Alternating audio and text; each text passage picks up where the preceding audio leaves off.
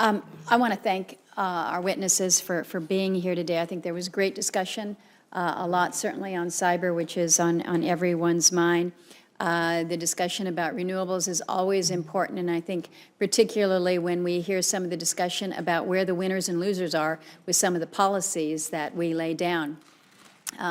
We know that we've got production tax credits that are still out there for wind and for solar, but you mentioned the geothermal aspect of it, and we also talk about hydro and the fact that because it's not designated as renewable, it misses out on some of these opportunities.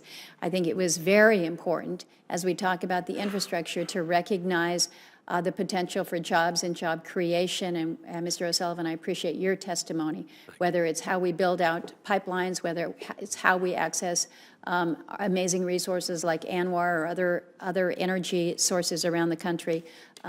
These are jobs, and this is our economic future here. So it's good to hear.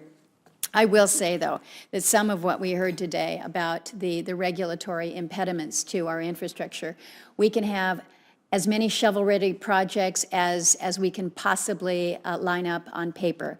But when we meet the regulatory overlay or delay or just the bureaucracy that unfortunately hits and causes that uncertainty, causes increased costs, it really does complicate so much of what we do.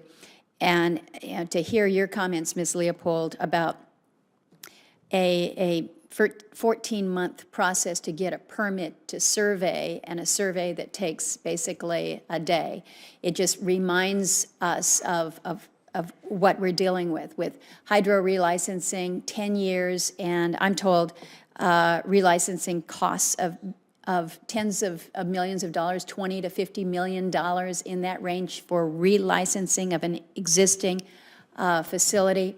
We saw what happened to Shell a couple years back, 7 years and $7 billion into a project that they walked away from. ConocoPhillips up in the NPRA was looking at about 7 years to permit a bridge, 3 of that for the review of the bridge, 4 of that for litigation.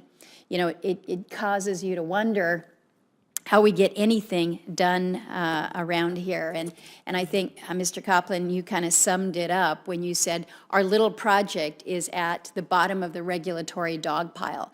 And sometimes it must make you feel just like that. How do you crawl out from underneath it? I think part of our job here is to, again, we don't want to abandon the regulations that allow for safety and good environmental considerations, but we want to allow for a process that is a workable process and one that is fair to the investors and fair to the project and fair to the workers that want to create them. So good discussion. I appreciate it all. And again, thank you all for making it through the weather to be here today and to contribute to the testimony.